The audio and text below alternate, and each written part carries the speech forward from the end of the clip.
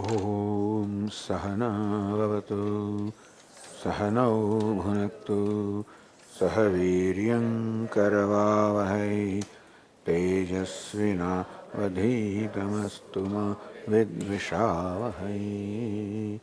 Om Shanti Shanti Shanti.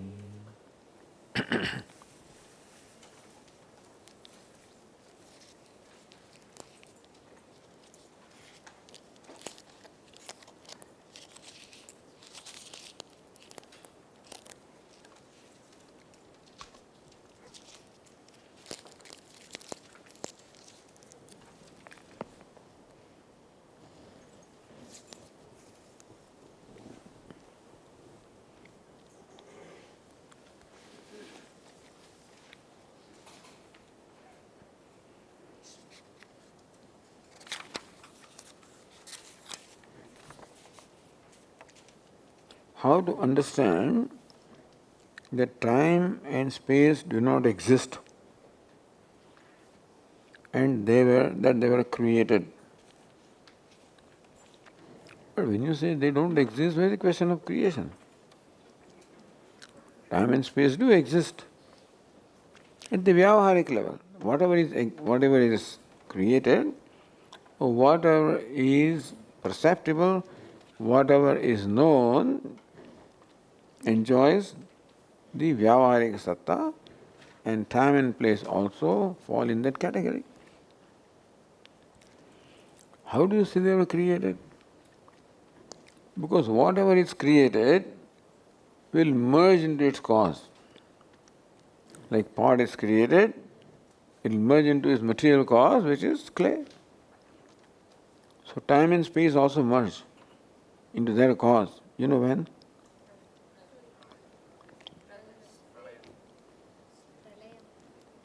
Pralayam. In every day in deep sleep, when you're fast asleep, there's no time and place, is not so?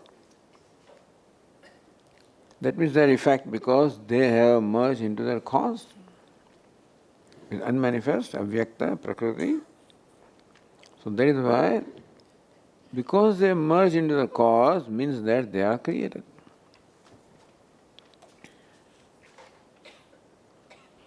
We understand that for this birth, karma of earlier birth is the cause. What is the cause of the first birth? First birth means there was no karma. So how was the first birth caused? Vedantin's answer is how to evade an answer. There is no such thing as first. Because everything presupposes a cause. Anything that is created presupposes a cause. So what is first that doesn't have a cause? So nothing that is created can be without the cause, therefore what is created is always second. Bada Swami says, what's it? What's the measure? What is unit of time? Second. That was just, but thing is that there is no such thing as first. You cannot arrive at the beginning of anything, just try. We cannot arrive at what is called beginning. Because whatever you visualize in your mind can be there provided it is an effect. And therefore, you cannot arrive at some beginning because there is no beginning. So there is no first.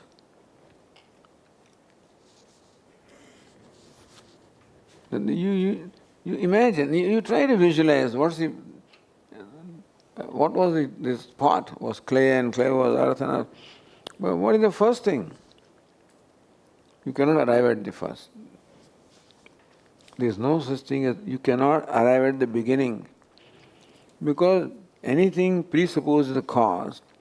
A beginning means it has no cause. Then nothing can exist without the cause. So there is no such thing as beginning. There is no first birth, meaning that it is beginningless. It is like the seed and the sprout. Which one came first? Seed requires sprout. I will not say eggs and chicken, this is seed, our example.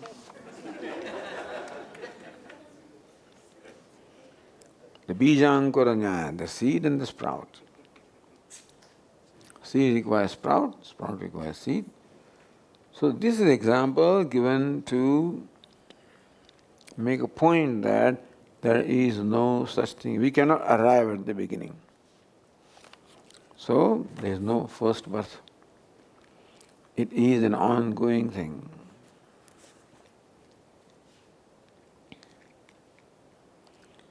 Is there a yardstick to measure one's spiritual advancement? A simple pointer I can give you.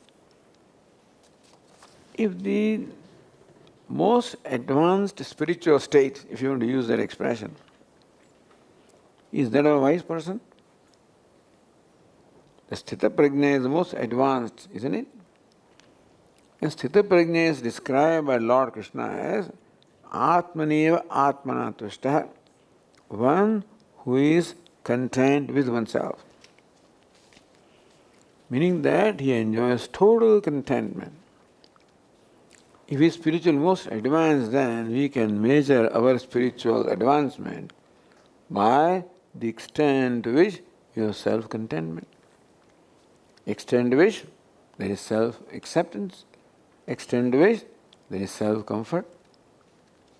Total self-comfort, total self-acceptance can be there only when the self is limitless. But then, so spiritual advancement can be measured by how comfortable I am with myself. Also the measure of Antahkarana Shuddhi. More sattvic the mind is, more cheerful, pleasant it is, and therefore more comfortable I am with myself. So simple measure, right? If this answer is, if you need any clarification, please raise the question. Raise your finger. How to overcome the fear of death?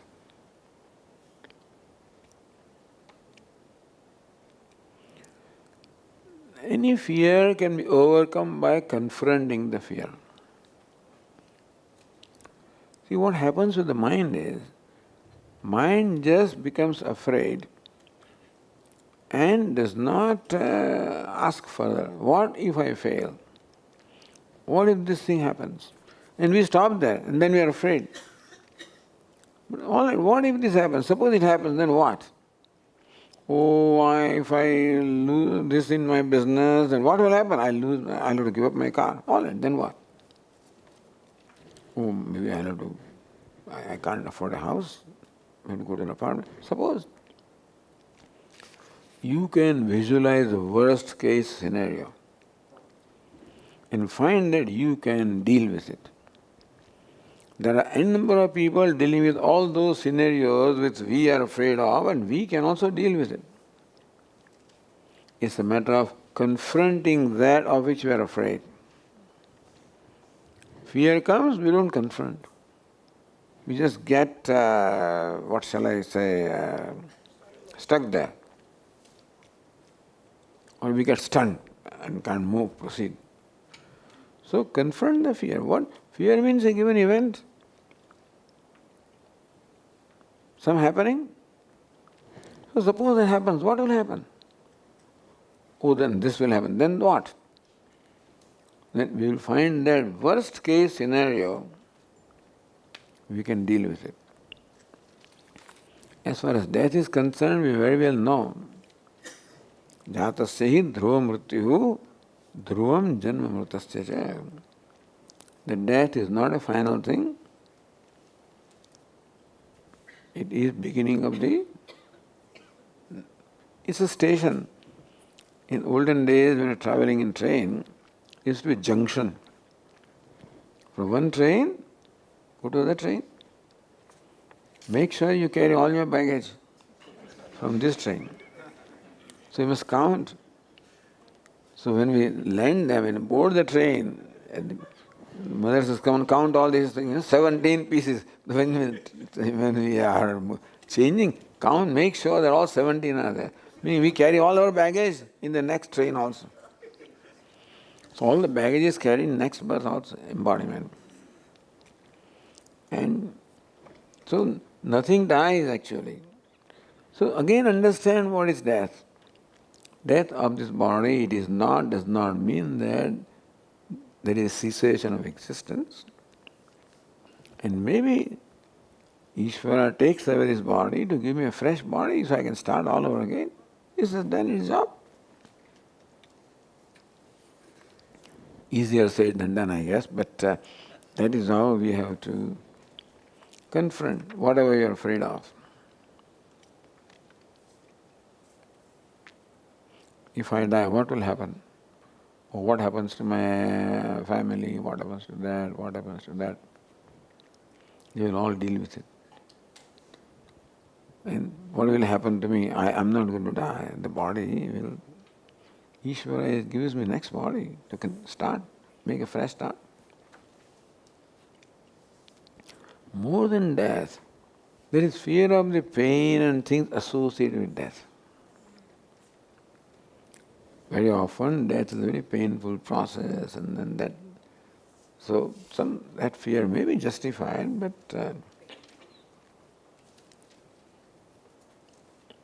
whatever I'm afraid of, I should confront, visualize in my mind. Ramana Maharshi used to say, meditate on your own death, being carried,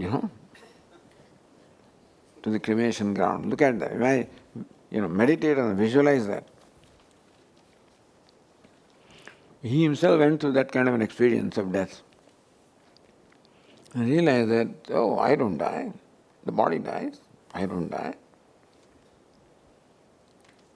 So if there is a fear, please confront it by looking at what happens. I'm dead. My body is carried away. Is cremated. So then what? If I see that, perhaps the fear will not be as much as when I avoid things. How to stay without expectations and fear in this material world? How can you be free from expectations? Expectation doesn't have to do with the material world. Expectation has to do with who I think I am. If my perception of myself is that I'm a needy person, it is that perception that causes expectation. And behind expectation, there is an expectation that if expectation is fulfilled, I'll be all right. So examine the expectation. I expect something from the other person. See, expectation is, all the pain is caused from unfulfilled expectation. No expectation, no pain. When is no expectation? Satisfaction in myself. So idea is that expectation is the result of my feeling inadequacy. So again examine expectation. What do you want? Suppose that expectation is fulfilled, then what? Next one will come. Then what? You find that fulfillment of an expectation is not the end of it. Because expectation, behind all expectation, is something that cannot be fulfilled. Ultimately, what is my expectation? I want to be limitless, whole, complete, and that can't be fulfilled. So look at the expectation and recognize that expectation makes me dependent upon one from whom I have expectation. They control. They decide whether to fulfill my expectation or not. So expectation makes me dependent. And thus, train the mind. And very often expectation is from other people what they should do and what they should not do. Give them the freedom. How other person should conduct or should not conduct, etc. I mean, as I said, easier for me to say than do in the real life situation, but after all, we have to examine expectation, the source of expectation, recognize, that it only will result into pain ultimately. If it is fulfilled, then there will be more expectation. Fulfilled, yet more expectation. Because what I want is here, and nobody can fulfill that. So examine the expectation, and better to train the mind to drop it.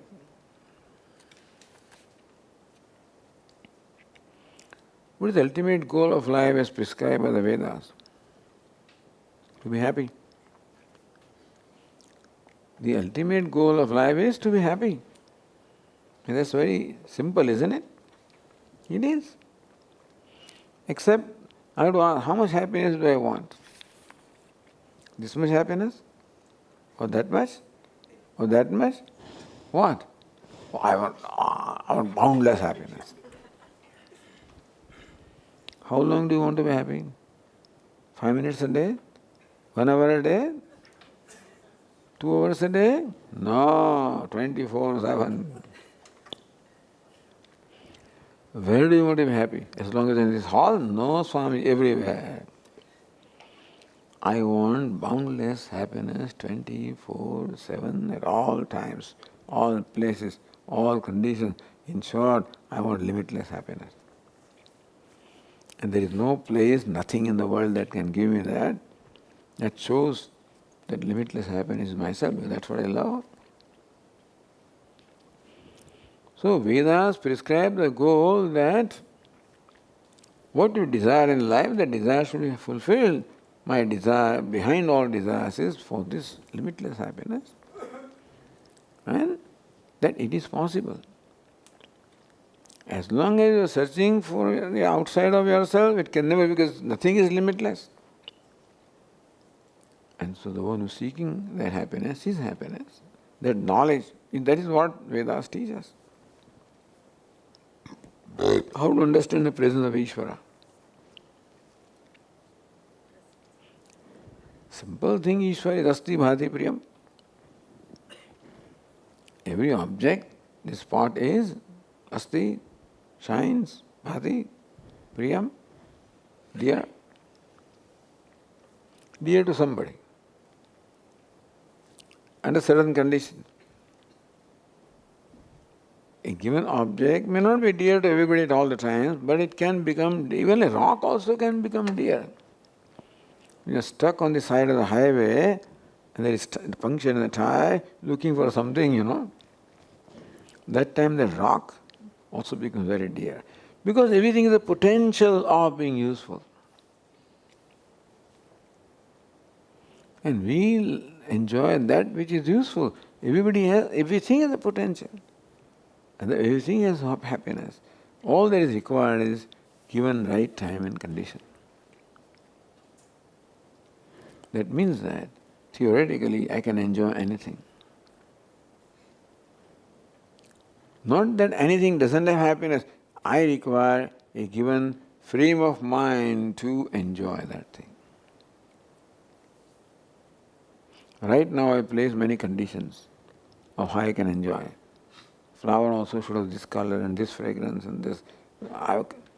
Don't put conditions. What is beautiful when only this shape is there, this color is there, shade is. Say, what is this beautiful? Then what? What is this beautiful? Because created by the omniscient, omnipotent, kind, compassionate Ishvara. Everything has to be perfect. When He created, it has to be perfect. We say this nose is perfect, that lips, this is all our nonsense. and mainly done by all the poets. As to what is beautiful, the face which is like moon and stuff, they have created these complexes. That this color of skin is beautiful, good, and that color of skin is not good, and this, these are all complexes created in us. The thing is, what is beautiful. Because it is created by the omniscient, kind, compassionate Lord, and therefore He is perfect. Meaning that give up the expectation of what things should be, then we find everything is beautiful. And what is necessary is my heart should become beautiful, then everything is beautiful. So understand the presence of Ishvara, that everything is wonderful, everything is beautiful, everything is in harmony, that's Ishvara is present everywhere. Everything is grace.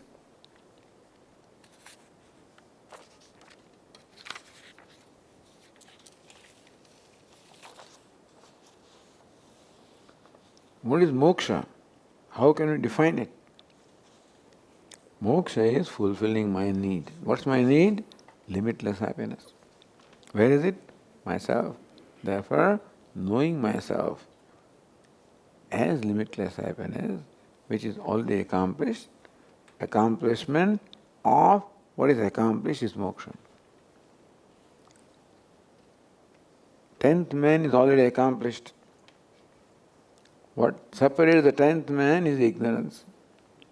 So moksha is owning up myself, that what I am seeking is to be found from myself. What I am seeking is to be free, and that is my nature. Ignorance that creates in me the notion that I am bound. Thus moksha means becoming free from these notions created by ignorance. Is it a mindset to aspire? Oh, I didn't read the whole question, I'm sorry. I read only first line, where the question continues. Is it a mindset to aspire for? A physical place of experiencing Ananda? A higher consciousness? After 4 days of these talks, if this question arises, what is moksha? Is it a physical place of experience? Is it a mindset? You are a moksha. Moksha is the self. And what separates me from moksha is just ignorance. And that moksha is being yourself. Don't say just being myself. The 10th man discovers 10th man. Is it an experience of 10th man? Visualizing the 10th man? A mindset? Is it being what you are? Meaning that, recognize that what Vedanta teaches is that you already are mukta, liberated, and recognizing that fact about myself is moksha. If moksha was something separate from me, then it can never be complete. What is separate from me is always incomplete. Therefore, moksha is to be what I am.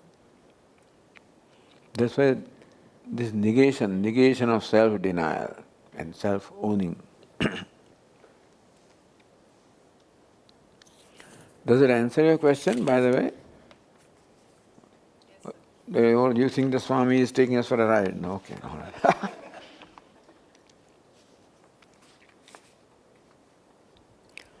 Difference between Shraddha and blind faith. How can I preserve my doubting scientific mind and not lose Shraddha? Few practical examples may help to learn Veda.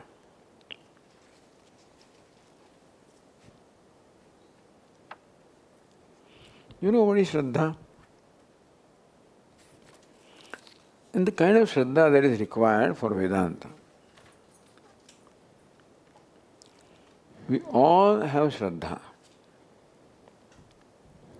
The relationship that we have with any pramana, with our organ of perception. Right now, for example, you're listening to these words. Do you hear them? Yes. Swami, my ear says that you're speaking English, but I think you're speaking Sanskrit.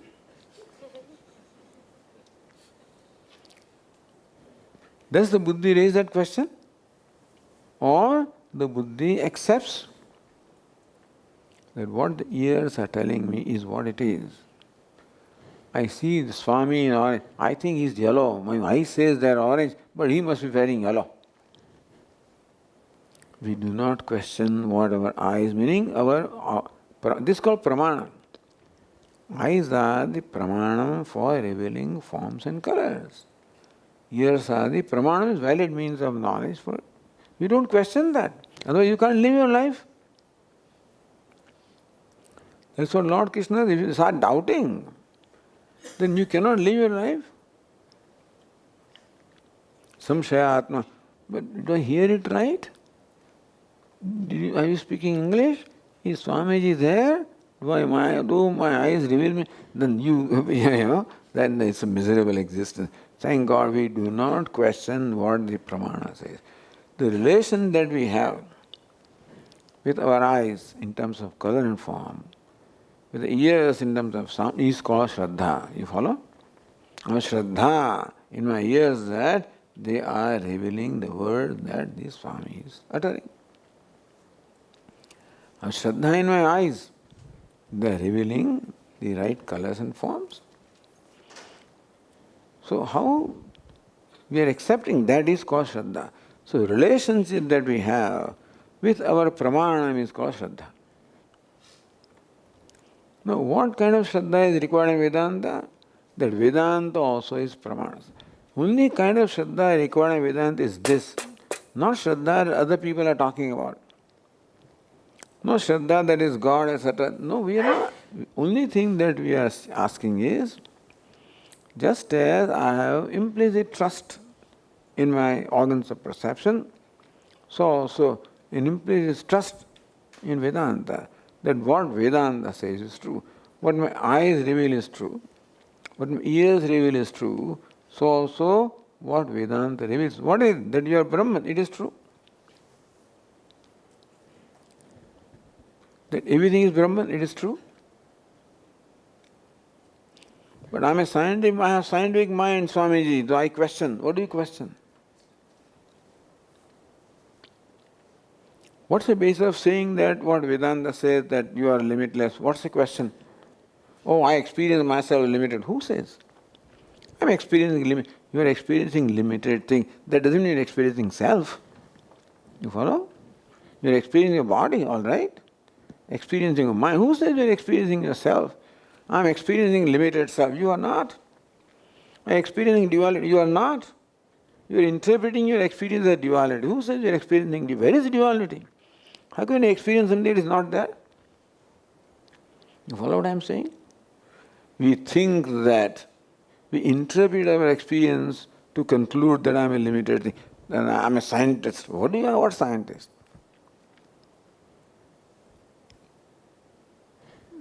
The anatomy of my conclusions, first we should look at that. Then there is a question of, questioning whether the pramanam is right or not. So the only kind of Shraddha that is expected from us, Shastrasya, Guru Vakyasya, Satya Buddhya Udharanam, Sa Shraddha Kathita Sadvid. The only Shraddha is what the Shastra and Guru are telling me is what it is. How do I know, Swami? Shraddha means that in Puja Swami you accept it in faith to discover that what they say is right. So, pending your discovery. But you cannot discover unless you start. Vedanta says you are a Brahman. Okay. No, I say I am not. How do you say you are not Brahman? What is the basis of saying what Vedanta says is not right? But I don't experience Brahman. Who says? I don't experience I am Brahman. Who says you are not experiencing that you are Brahman? I am experiencing myself limited being. You are experiencing your body is limited. Your mind is limited. Your intellect is limited. How do you say yourself is limited? So, question your experience, don't question this. When I say this orange color, but Buddhi says, no, Swami can't wear orange, it must be yellow. Then question the Buddhi, don't question your eyes. You follow? Meaning that Vedanta, this is a Shraddha that is required. Vedanta is pramanam like any other means of knowledge. And our Shraddha already is in all pramana that we have, that what they reveal is true. So, that is Vedanta, and then you have, you will discover the veracity of what Vedanta says.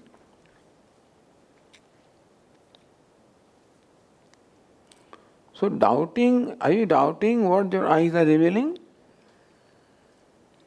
Doubting scientific mind. Does your mind doubt? My eye says this is orange, I doubt. My eye says this is night, I doubt. You don't doubt. Otherwise you can't live your life. Don't think that you are doubting everything. We do not doubt the pramana. So that is the benefit that we give to Vedanta. This pramanam, what it says is right, and that becomes the basis for my discovering it.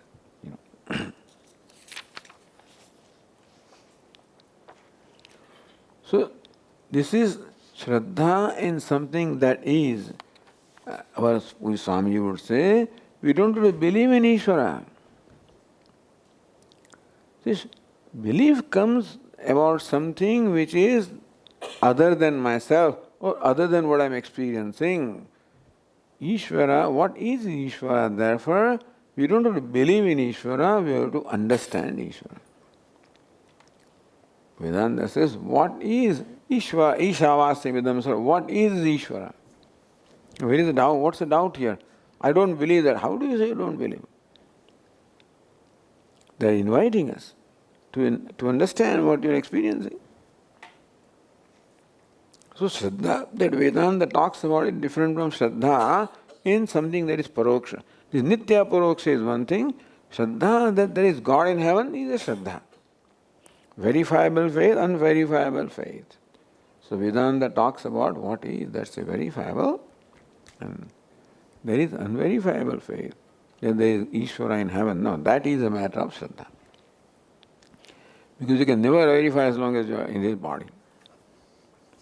But Vedanta says you are Brahman and this is Brahman. No, it is a matter of understanding rather than doubting, questioning. So all I am trying to say is the Shraddha that Vedanta talks about is Shraddha of a different kind. Is not Shraddha in Ishvara, that is in heaven, Shraddha in the past birth, this birth, that birth. This is all Nitya Paroksha. This is Nitya Paroksha, and therefore this Shraddha is of a different kind, which we have in our Pramana.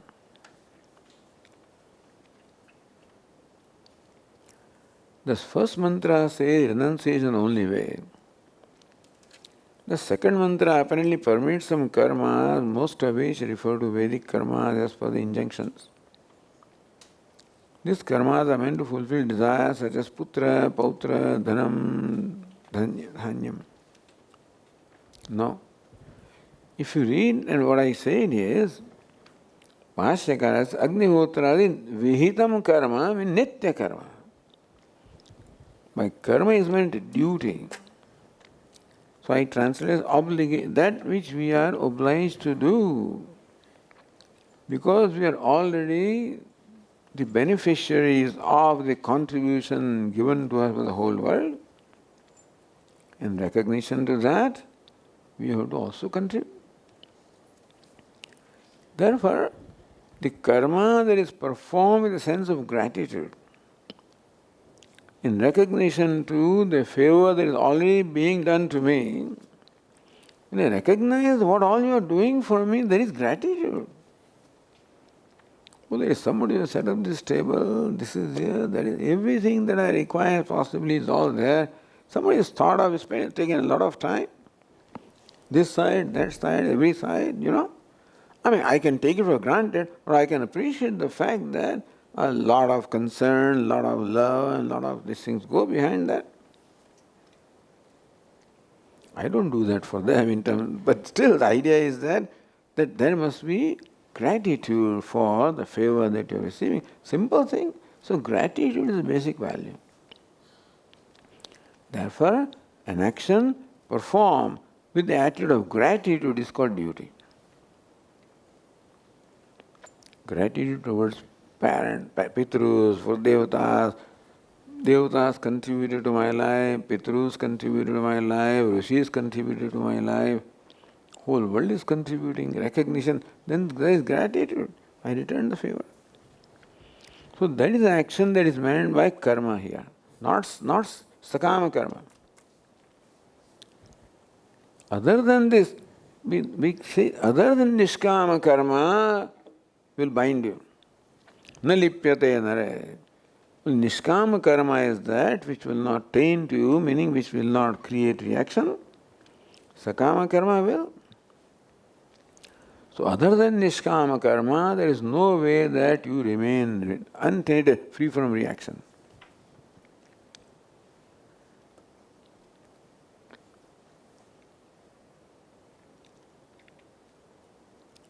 So then you want putra, pautra, dhanam, dhanyam is quite all right.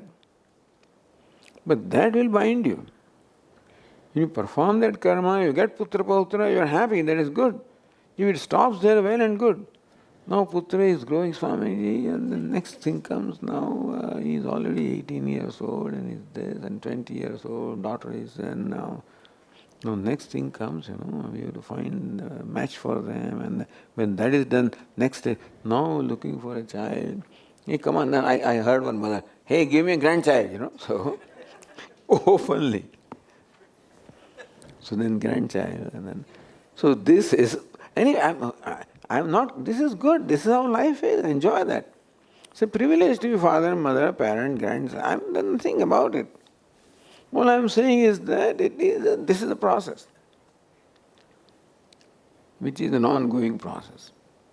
Meaning that sakama karma leads you from one kamana to other, that to the third, to the fourth. That is fine, that is what grihasthashrama is meant for. I'm not saying you should not. But then a day has to come when grihastha has to turn into vanaprastha and that. So that is how there is this sequence of brahmacharya, grihastha. Grihastha means, and artha kama are certainly permitted. Then comes vanaprastha, should come, and sannyasa. So sannyasa is something that is, you gain greater maturity as you go along. So where do I draw the line? Draw the line right away as much as you can.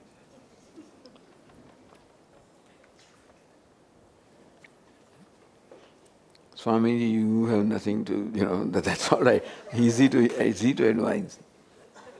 It's not advice. It's a very practical thing. Because they suck you, these things.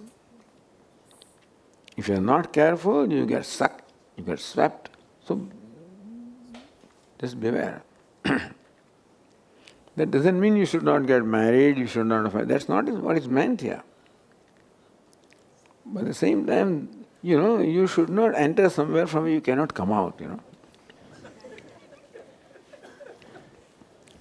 There was one king, and the elephant was brought to him and says, please climb, ride the elephant. He says, where is the rain? Hey, elephants don't have rain. I don't ride something which I cannot control, he says. I don't ride elephant, I ride horse, which I can control. So don't do something where you become, you become helpless. Don't enter. So just watch out. And always retain your freedom and independence. That doesn't mean you should not do a given thing. Do it in such a manner that you have always the freedom to come out. Not come out means abandon, etc. But then, as I said, don't get, then you, I'm stuck, Swamiji. Then okay. But in general, don't enter somewhere where you cannot come out. What it means is, I don't know, that's what you...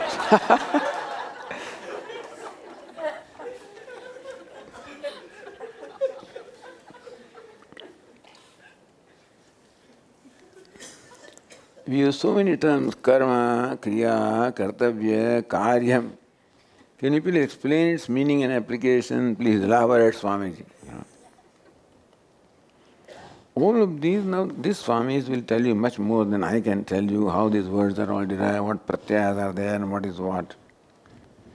All of them come from the root kru, means to do. So karma means an action, kriya also means an action, kartavya means something that has to be done. Tavya pratyaya is there, something that has to be done. Kriya is just doing, karma is just doing. Kartavya is something that I am required to do. Karyam also means that which has to be done. So kartavya and karya. Now karya also can mean karma, but karya usually means that which is to be done. Kartavya, which is I am enjoined to do. So kartavya and karya are not too different. Something that is to be done. Something which I am expected to do. Well, karma is general action. Any chesta, any move is called karma, and kriya also means the same thing. But a given kind of karma, which I am obliged to do, is called kartavya. Which I am required to do, which I should do, is called kartavya.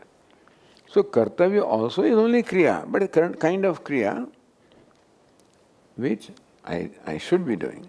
That's called kartavya. So is that elaboration enough? I mean, please elaborate, Swamiji. So is that okay?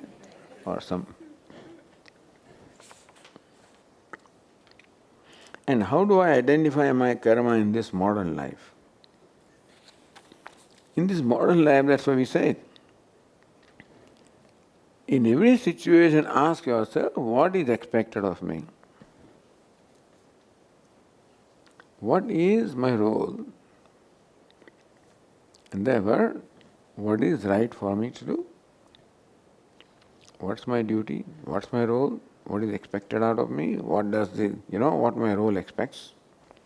Because we are playing a role in every situation, and role should be played according to script. That's the dharma. And so, in every situation, generally we know what is right to do, but anyway, in case it is not, then we have to deliberate upon that. But how to identify not karma, dharma. Karma means general action, dharma means the right action. So we are not only supposed to perform karma, we are supposed to follow dharma, meaning what is right in a given situation. And whether it is modern or ancient doesn't matter. This is the same. In the olden days, dharma was decided based on what Vedas told me, and today I have to dwell upon myself and arrive at my own dharma. Depending upon what is my role, what is expected of me, what is the right thing to do. And usually we know it, but in case we do not know, we may have to think about it.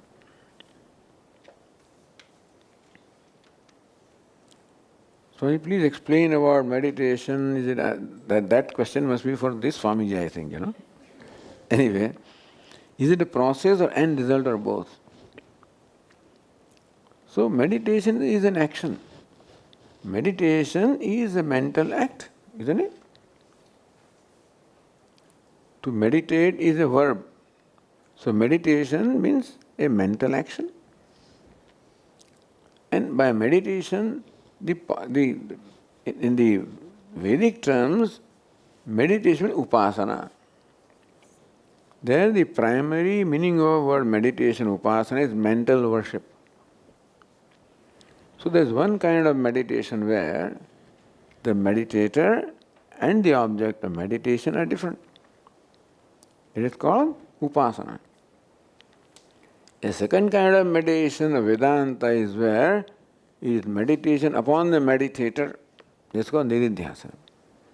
So two kinds of meditations are there, where I am meditating upon something other than myself, it may be Ishtadevata, or I am contemplating upon myself based on the teaching of Vedanta. So, contemplation, soham, shoham, asangoham. Take a statement like that and then see the meaning of that. That would contemplation. So that is why these statements of Vedanta, all of these Tattvamasi, Aham Brahmasmi and various, all of them can become the basis of contemplating upon the nature of the self and meditating upon your Ishtadevata or other things is upasana. Two kinds of meditations are there. And meditation is a karma, mental karma, that way it's a process. What is mindfulness? We hear this jargon a lot of nowadays. What is mindfulness? Call it mindfulness, alertness, being in the present, meaning not being just free from distraction. When the mind is focused upon what it is that you want to do, what it is that this mindfulness is not only in meditation, it can be in all activities. When my total being is available to do what I am required to do. So a total focus upon, so being in the present you can call it mindfulness, alertness, freedom from distraction. A sattvic mind will enjoy mindfulness, in short. So we should be always striving to make our mind sattvic, free from rajas, tamas. Who does the meditation? And who is the meditator? So, one who does meditation is called meditator. Dhyanam and dhyata. Who is dhyata? The locus of the act of dhyana. Meditator is the agent of act of meditation. The ar pratyaya in English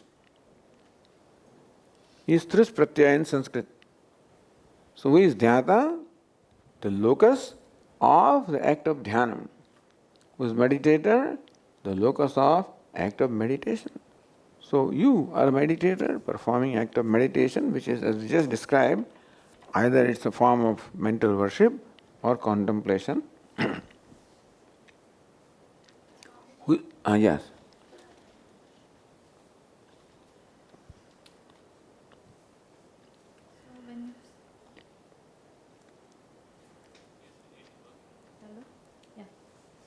When you say mindfulness, it is required in all aspects of life, obviously, and also in meditation.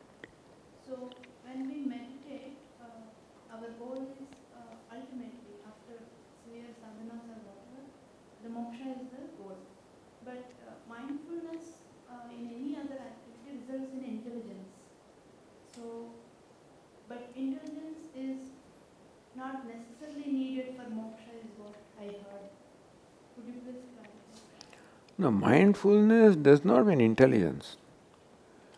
Mindfulness means that your mind is free from distraction. That mind is fully available for doing what you are doing. Otherwise, body is in one place, mind is in a different place, action is a third place. So that is how we are sometimes lost. So mindfulness means your mind is free from all other occupation. Mind is occupied with what it is that you want to do, and it is free from other occupation, free from distraction. So what we call concentration, chitta ekagram, or concentration of mind, would be same as mindfulness. And it has nothing to do with moksha. It's always good that we are mindful of what we are doing. So you are where your mind is, where the body is, and that is where your action is. And when there is like, like dance is a very beautiful example. So they would teach, like, so where the hand is, there the eyes are, where the eyes are, there the bhava is, where the bhava is, there the mind is. So that is what is called concentration, mindfulness, focus. Your whole being is available to do what is to be done. Can we say head, heart, and hands at the same place? It depends on the action. In case of dance, it may be so. But everywhere, hand may not be required, depends on what you're doing. Hand means the work. Hand is representative. Yeah, you may say so.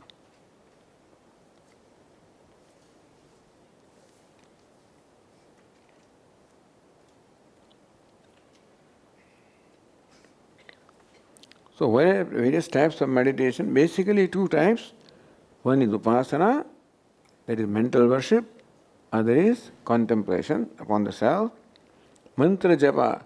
So you may worship with the help of mantra. So then, when the mind focuses only on the mantra, it's called japa dhyanam. That's what the expression used by Ramana Maharshi. Said, Om Namah Shivaya. The mind is totally focused on that flow of thought, Om Namah Shivaya. There also is meditation, and it's called japa dhyanam. Dhyanam as a result of japa, or dhyanam accompanied with japa. Is bhajan etc. meditation?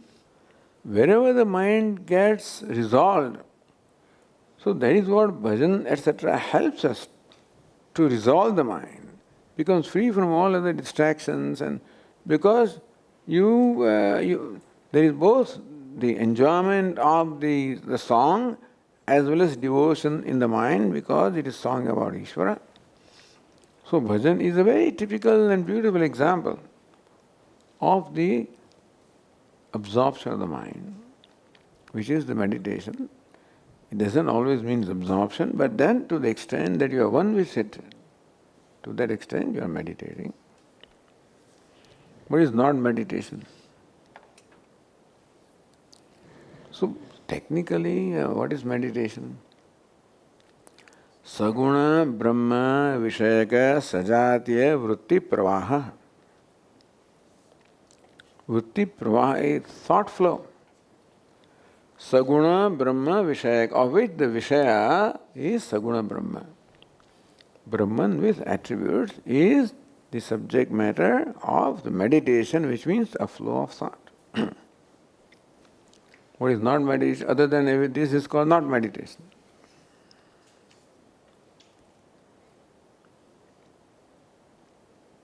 This is, I like to announce this.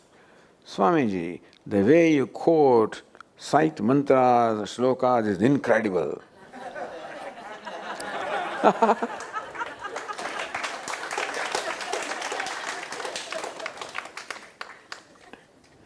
How to gather the skill? You gather skill in what you are doing. I'm sure you also, whoever is asking this question, has a skill about whatever that person is doing. The way you churn out chapati is incredible. I mean, I will take how long? Everybody is incredible in what they are normally doing. So this is I shouldn't say my business or my job or whatever. Or that's what I do for a living. No, that's something. Whenever you enjoy doing something, it becomes like that. When quoting something, etc., gives you joy. Rolling chapati gives you joy. How many chapatis? So then it's a different thing. What is mindfulness? While rolling chapati, you are rolling chapati and not thinking of other things, and then chapati becomes long, short, etc.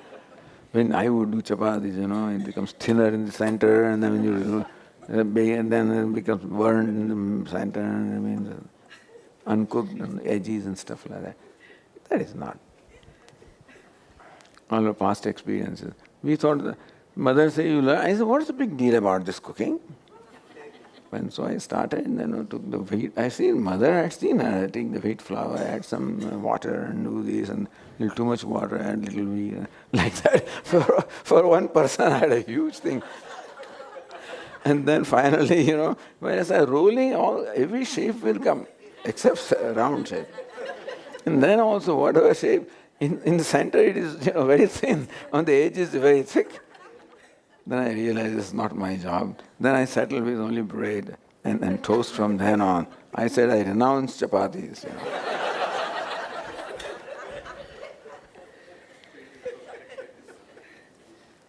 So, thus you have skills in what you are doing.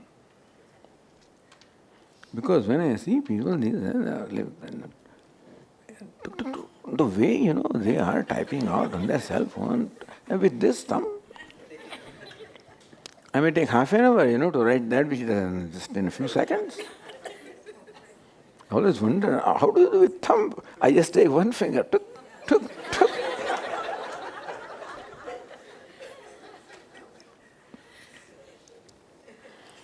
So you have that also.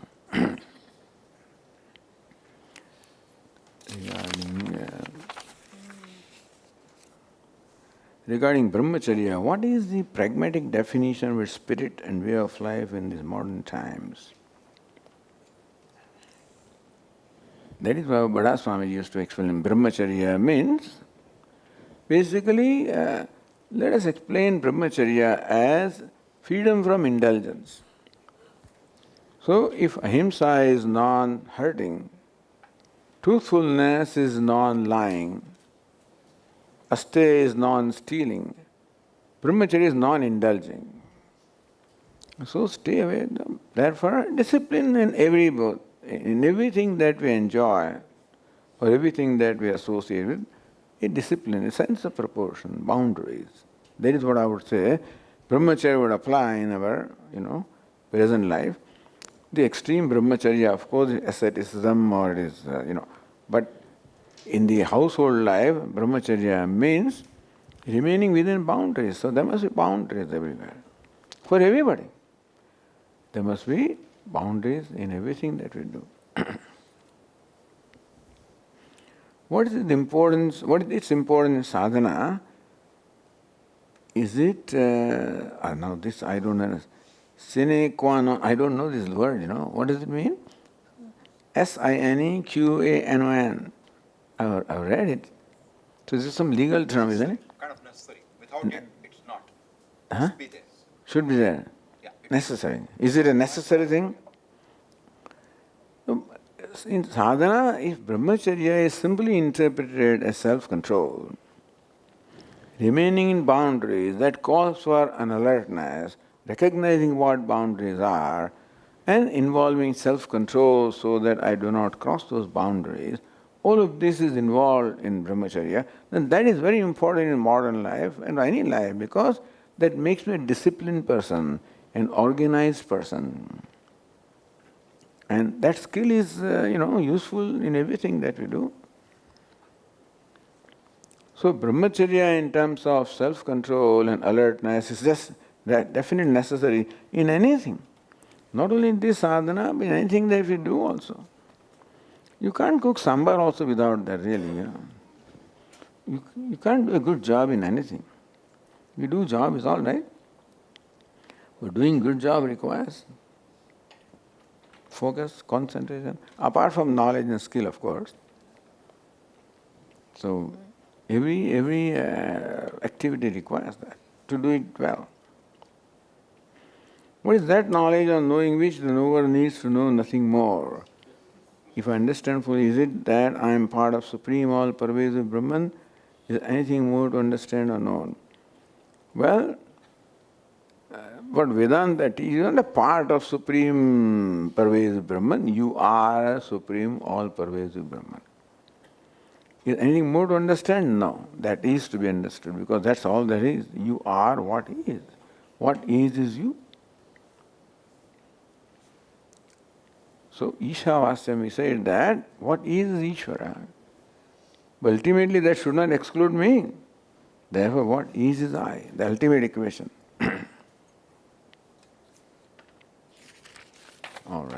think. Swamiji, so first mantra is only Tatpada Vichara. Just speak in the microphone so I can hear. Swamiji, so Ishabhasya Upanishad first mantra is only Tatpada Vichara? It is Mahavakya, in fact. Because the word Isha is understood if you say the ruler, then it is Ishvara Tatpada. But ruler cannot be in primary sense, then it is presence only. So he rules by presence. That means existence. That means consciousness. That means self. So when that mantra is understood, then it becomes a Mahavakya. Okay, a couple of questions remain. We'll take them up in the next session.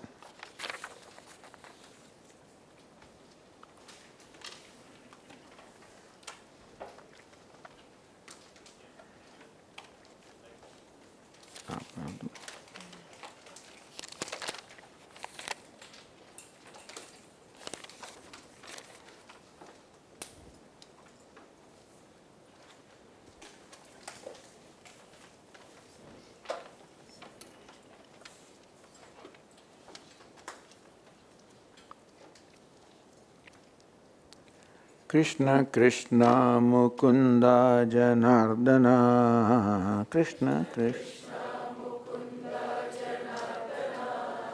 Krishna Krishna Mukunda Janardana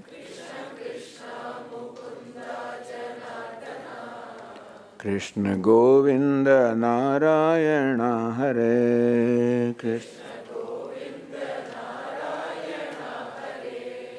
Krishna Govinda Narayana Hare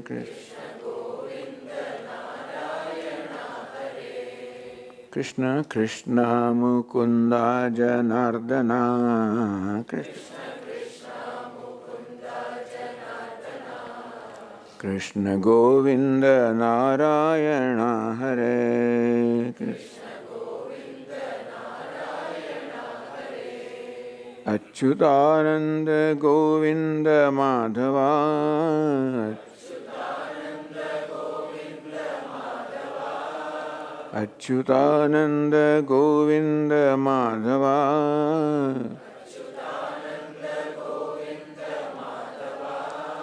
Satchidananda Narayana Hare Satchidananda Narayana Hare. Everybody join. Achyutananda Govinda Madhava Achyutananda Govinda Madhava Satchidananda Narayana Hare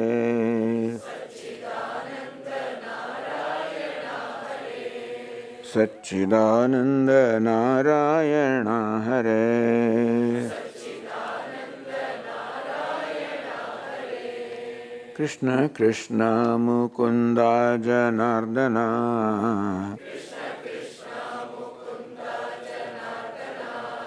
Krishna Govinda Narayana Hare Achyutananda Govinda Madhava Achyutananda Govinda Madhava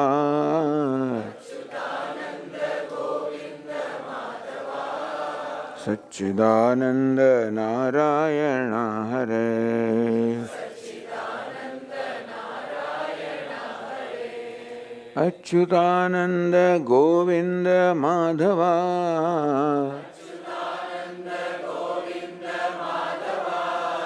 Achyutananda Govinda Madhava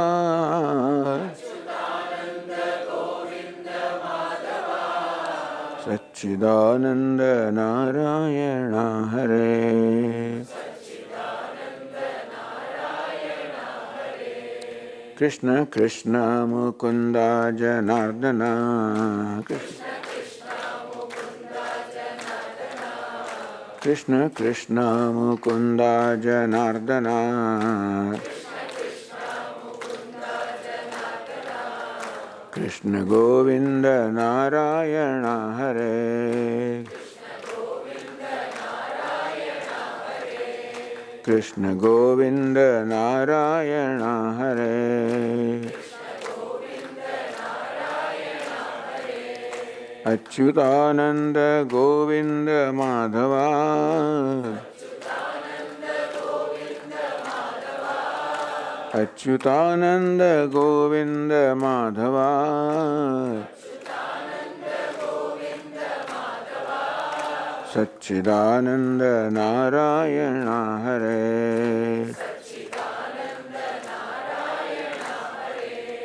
Achyutananda Govinda Madhava.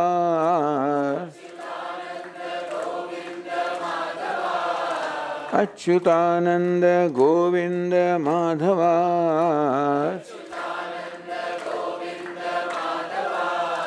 Satchidananda Narayana Hare. Satchidananda Narayana Hare. Krishna Krishna Mukunda Janardana. Krishna Govinda Narayana Hare. Krishna Govinda Narayana Hare.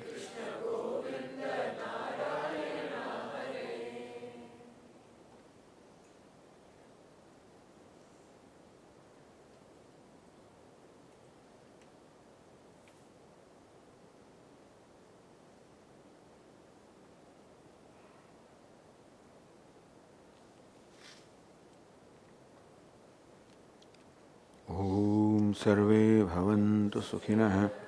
Sarve Santu Niramayah. Sarve Bhadrani Pashyantu.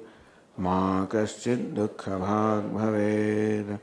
Asato Ma Sadgamaya. Tamaso Ma Jyotirgamaya. Mrityorma Amrutangamaya.